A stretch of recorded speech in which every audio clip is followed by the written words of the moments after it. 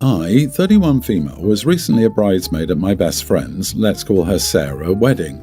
It was supposed to be a fantastic day, but things went off the rails during the reception, and now I'm at the centre of the drama. Sarah and her husband are not religious. They made it clear that they wanted a secular wedding, no prayers, no religious speeches, just a fun, drama-free day. Everyone seemed to respect that, except her father. During the reception, it was time for the speeches. Her dad gets up and takes the mic. At first, it's all sweet, talking about how proud he is of Sarah, how beautiful she looks, etc. But then, out of nowhere, he shifts gears and starts talking about how a marriage isn't real unless it's blessed by God. I see Sarah's face freeze. Her new husband, raised in a completely different religion, looks super uncomfortable. But her dad keeps going. It turns into a full-on sermon. He talks about how he prays they find their way to Christ and says, a marriage without God is doomed to fail. The whole room is tense. Sarah's staring at me looking mortified. I know she doesn't want a scene, but I also know she doesn't want this moment at her wedding. So I made a split-second decision. I went to the DJ and signaled him to cut the mic. The speakers go silent. Her dad looks furious. He tries to keep talking, but no one can hear him. Finally, someone from the catering staff gently takes the mic away. Sarah secretly thanked me later, but the fallout has been insane. Her dad is livid, saying I humiliated him. Her mom says I ruined the wedding and that I had no right to interfere. Even some guests thought I was out of line. But I don't know, wasn't it more out of line for him to hijack his daughter's wedding like that? Am I the idiot for cutting off the mic? Or should I have just let it happen?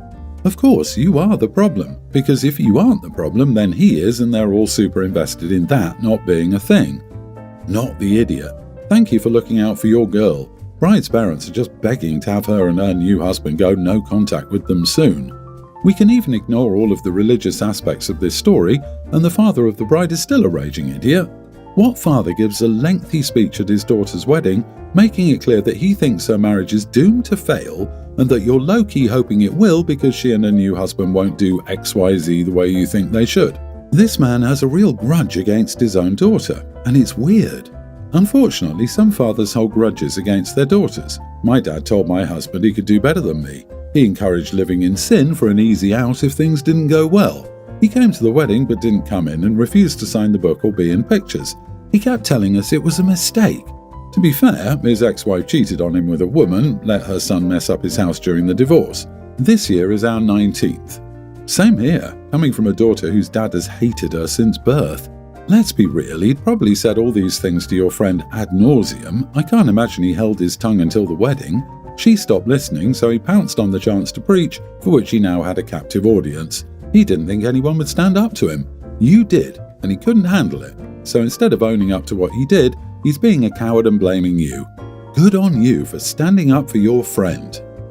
I, 30 male, have been with my wife, 30, for 13 years, and we've been married for 7. We have a kindergartner with non-verbal autism. We have 2 dogs, Great Danes. One is 2, the other is a pup. Ever since I've known her, my wife has had the same routine, and she's adjusted for our son. She wakes up at 4, goes for a run with the dogs, is back at 5:10, she's never a minute later, showers for 10 minutes, and gets ready. She's always ready by 6:10. Then she gets our son up, they have breakfast together. She's had the same breakfast for 13 years. Hard-boiled egg, orange, a glass of milk and yogurt, the same brand and flavour yogurt, strawberry. She even has had the same lunch for 13 years. Her routine is very important to her. She's scheduled an hour a day, 5 until 6, to be time for our son, and then 8 to 10 is time for us. We have date nights on Friday and family day on Saturday. But last week I felt like being spontaneous. So I woke up early, fed the dogs and wanted to join her on her jog. I never wake up at 4 a.m, it's usually 8 a.m. She got upset and I didn't join her, and neither did the dogs, since apparently you can't run with dogs after you feed them. So it threw off her whole routine. She's still upset. She's not complaining, but she's specifically now saying, I'd like to do this alone.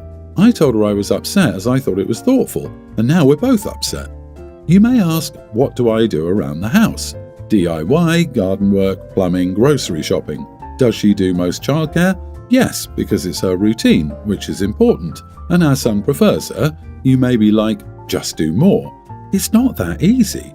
Her mother lives with us and my wife and I are employed. She works 9 to 3 at the school our son attends and I work in IT.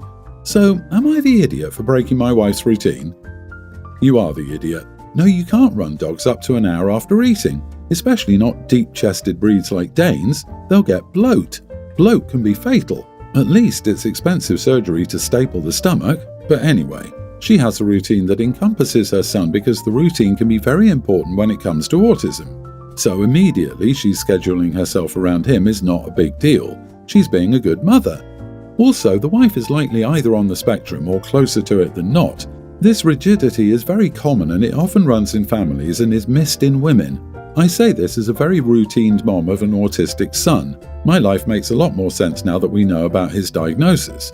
Having some parts of her day be very regimented probably gives her more ability to be mentally flexible in other ways, so this disruption could have impacted her for the rest of the day. I was thinking the same, however, plumbing. Please. I bet he does the joints once a year and that's all. The thing is, every being involved needs a routine. The kids and dogs need a routine for their well-being, and the wife needs a routine to maintain their well-being. This guy is an occasionally useful roommate at this point. DIY, garden work, plumbing, grocery shopping. Yeah, not impressed at all. Grocery shopping is just a few hours one day per week. How much DIY and plumbing work really needs to be done on your house? Those aren't daily contributions, but weekly. And garden work is again not a daily contribution and it's seasonal. And if it's winter where you live, you aren't doing any. You need to contribute more to your household. You need to contribute to the childcare, cooking, cleaning and laundry. Even if she were a stay-at-home mom and you were the sole breadwinner, you need to do more. My mom died when I, 38 male, was a young child, 7, and my dad remarried when I was 10. His wife believed she was becoming a wife and mom simultaneously, but I wanted no new mom and I've never cared for her. I tolerated her presence because I believed my dad loved her and was incredibly happy with her. My dad died several years ago now, and he'd written out all his wishes, including being buried with my mom, his one true love, and he'd planned everything and paid for it prior to his death. I've never felt any love or bond with his wife, so after my dad died I faded from her life. She tried to initiate more contact and she expressed that I was the child she always wanted but could never have due to cancer prior to meeting my dad. But her feelings were completely one-sided. She offered to be a grandma to any future children I would have, and I told her it was better for her to accept that I wanted no relationship. Her sister reached out to me in August and informed me my dad's widow is in a nursing facility. She'd developed some form of dementia and was also battling another health issue that escapes me right now. The sister said my dad's widow wanted to see me, and the sister wanted me to discuss care options with her. I told her I wasn't interested in visiting and there was nothing for me to discuss regarding her sister's care. I blocked her number at that point because she was calling me back to back in an attempt for us to speak more. She also left voice messages that were very emotionally driven. I didn't respond. In October, a random account DM'd me on social media and I figured it was the sister again.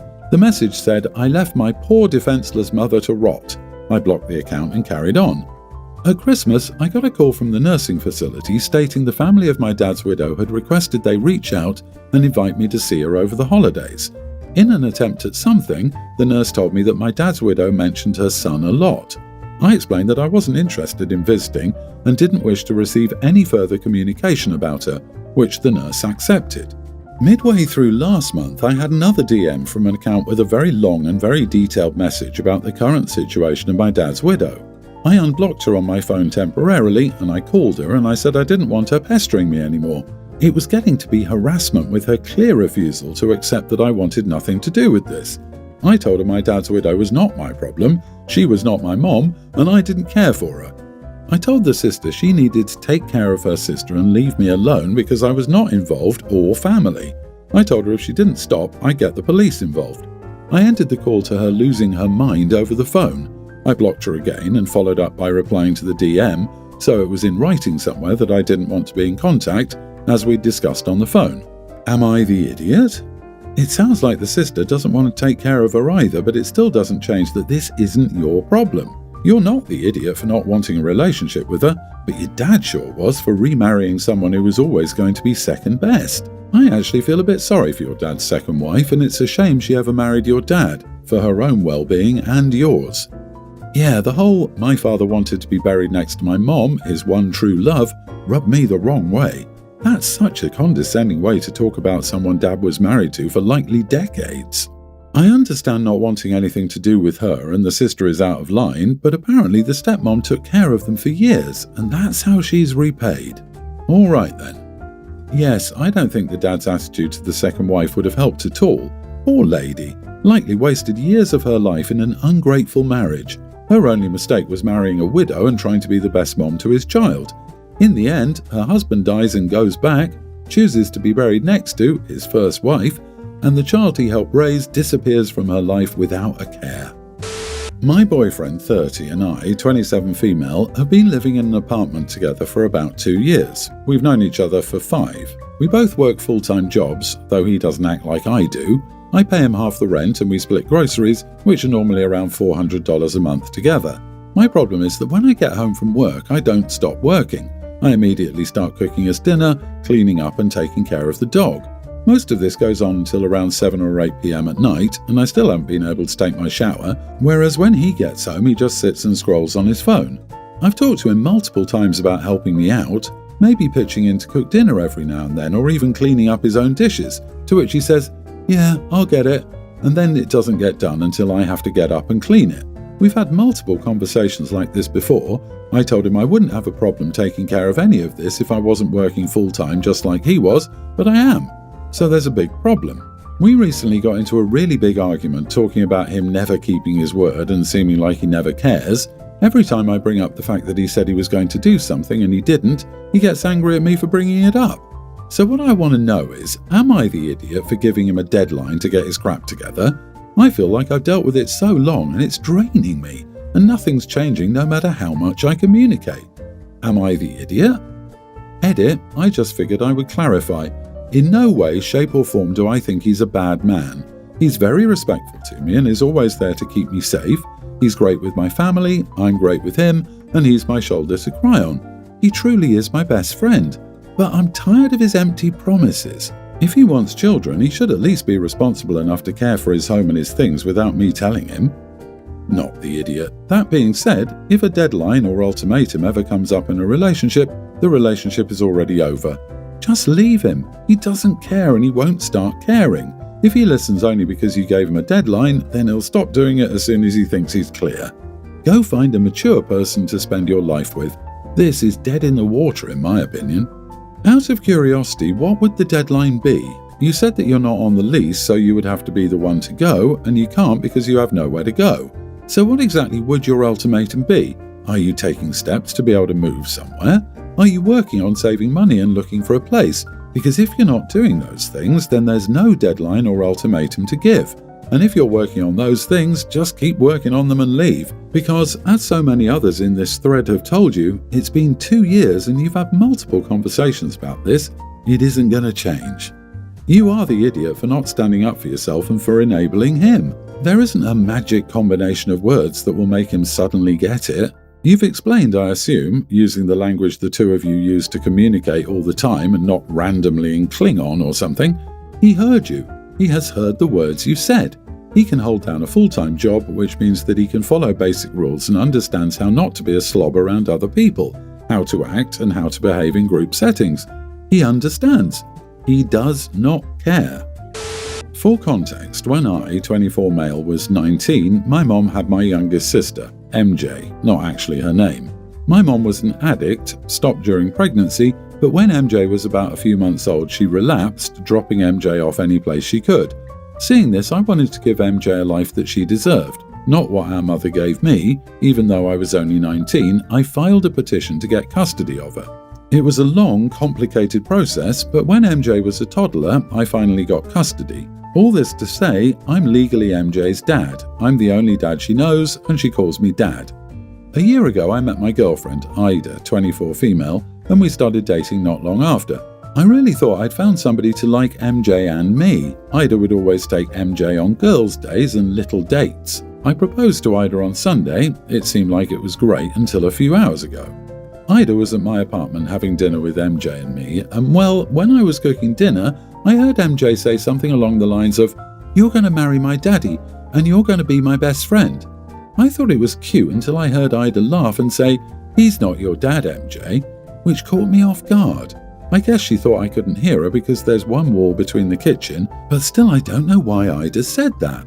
MJ was confused and said I was, and Ida kept correcting her until MJ started crying, which honestly made me angry. I asked Ida why she would even say that, and Ida stated she was going to find out eventually, and I was an idiot for not telling MJ in the first place.